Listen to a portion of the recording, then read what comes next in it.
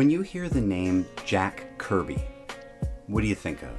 Probably the Fantastic Four fighting Galactus or Doctor Doom, right? Captain America, the Silver Surfer. You've got plenty of choices. Jack was the king, but I bet your brain didn't jump to this particular comic.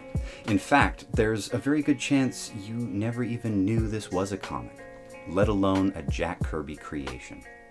Today on Graphic Adaptations, we're going to look at Jack Kirby's The Black Hole.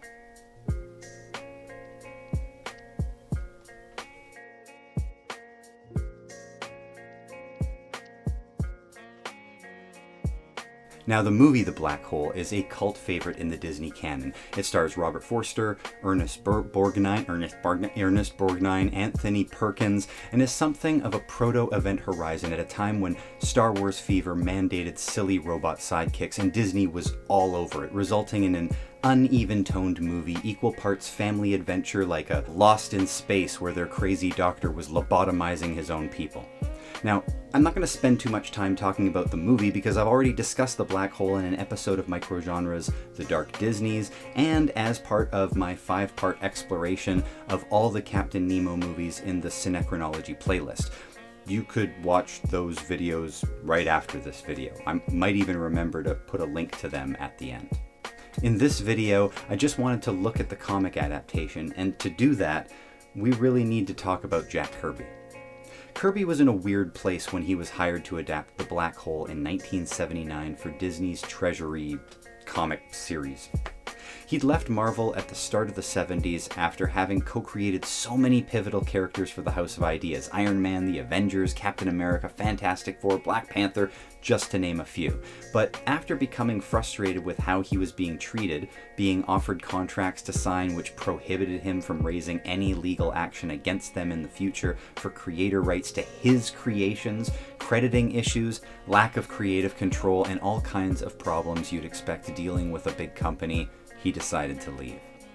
So he left to work at DC, where he created the New Gods and Darkseid and Mr. Miracle and a slew of new characters, which have since become paramount to the DC universe, but at the time, they weren't too successful, and DC ended up not being a great fit. So back he went to Marvel again, this time only lasting a few years before jumping ship for a career in TV and movie production. He worked for Hanna-Barbera and also collabed with Marvel by working on the animated series The New Fantastic Four. This is when he's approached by Disney to draw a 26-page comic adapting their new movie, The Black Hole. The strip was published in newspapers, which all ran different formats, so whether it was 4 panels or for half a page or a full page, Kirby designed his art to be cut up without noticing it as a reader in whichever format you were consuming. Now, at this point, I want to give a special shout out and thanks to who'southere.ca, where I found this quote I'm about to read, both because it provides a huge amount of context as to how the comic was created, but also because the entire webpage they created was a great resource in putting this video together, whether they knew it or not. Plus, they're Canadian. So on their blog, they have an interview with Jack Kirby's inker, Michael Royer, who got him the job in the first place, and the interviewer asks about Kirby's disdain for the way the pages were laid out, and inquiring whether that was Carl Fahlberg, who is a Disney legend. Royer responds by saying, "It was Fahlberg, story layouts for each panel or page. I liked Carl, and he was a nice man, but he had no idea how to jazz up the film visually, and Jack wasn't about to rock the boat by being his usual inventive self. The script layouts were just like the film. Boring. Just a blow-by-blow of what was going on in the film. The comic strip could have been exciting if Carl hadn't just stuck to the movie, but perhaps I'm being too critical. Carl was probably following orders from our department head. When I tried out to do strip art for Disney in the late 60s or early 70s, that same department head told me not to worry about likenesses of actors. So when I was then told in my samples they were turned down because no one looked like the actors. So if you don't like the layouts, you're a Fahlberg hater." Fahlberg.